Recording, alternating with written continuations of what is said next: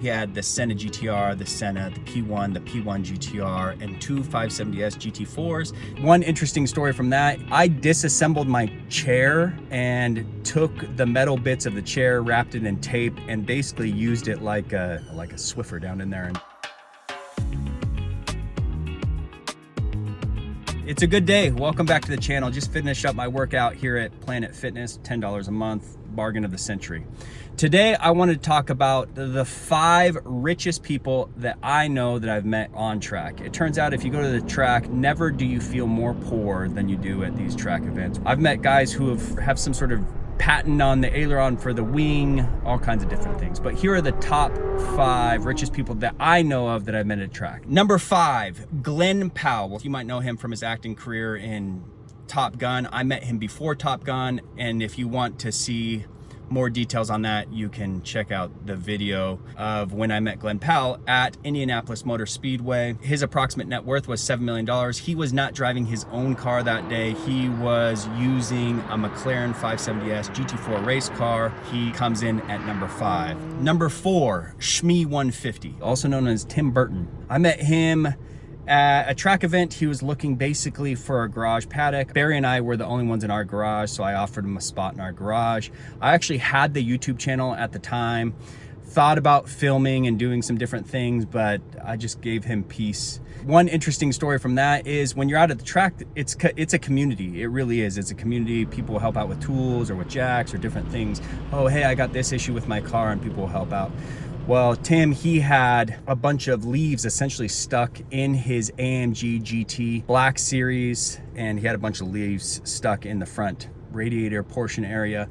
I disassembled my chair and took the metal bits of the chair, wrapped it in tape, and basically used it like a Swiffer down in there and stuck all of the leaves to the tape and pulled it out. So according to the internet, he has an approximate net worth of $20 million, and that day he was driving the yellow Mercedes AMG GT Black Series. Before we get to number 3, I did want to talk about our sponsor for today's video, which is Aura. Aura essentially provides comprehensive digital security.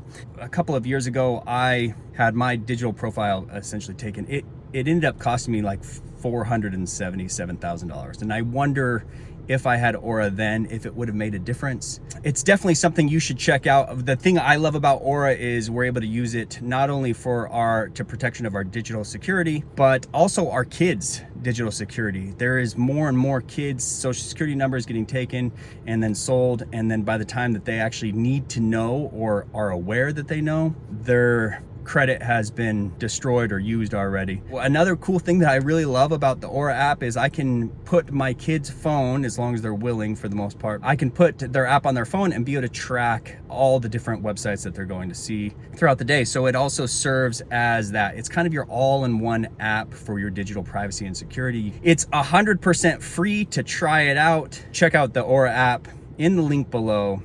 Aura.com/ignition on the left to get your free trial. Robert Downey Jr. loved it, so there you go. Number 3, CJ Wilson. And I didn't know who CJ Wilson was at the time. I didn't follow baseball, but he was a former baseball player. He's now a professional, or was a professional race car driver in addition, and now he owns Porsche. I have his estimated net worth at $35 million according to the internet. However, the dude's into Bitcoin and all that kind of stuff, so who knows? He may have sneaky big money. But the day that I met him at the track was actually at Senna Fest, where it was this combination of a bunch of Senna owners. The time I met him on track was actually, he was driving his P1 and his Senna that day. The multicolor P1 that's been sold a couple of times. It's pretty incredible. Number two, there's a big jump between CJ at number 3 and Brendan Uribe at number 2. He was actually one of the co-founders of Oculus. Again, I met him at the Indianapolis Motor Speedway. There he had a full garage. He had his Senna GTR, and then he had a 570S GT4, all at Indianapolis Motor Speedway. Really nice guy, didn't have a clue who he was, ate lunch with him, and then I met him again. He came out to Senna Fest, was able to have a conversation with him. Again, he has an estimated net worth of $400 million according to the internet. And number 1, the richest person I have met, and was again at the Indianapolis Motor Speedway, and it was Ken Griffin. of some sort of hedge fund. You can check him out. Actually, I was reminded of him when I watched Dumb Money the other day. Hello? Hi, it's Ken Griffin. Hi there, Ken. How are you? Great to hear from you. Do you have a minute? I gotta call you right back if that's okay. I'm so sorry. Sure. Okay, great. But Ken Griffin, he had out at Indianapolis Motor Speedway, he had the Senna GTR, the Senna, the P1 GTR, and two 570S GT4s that I assumed his wife was driving one of them.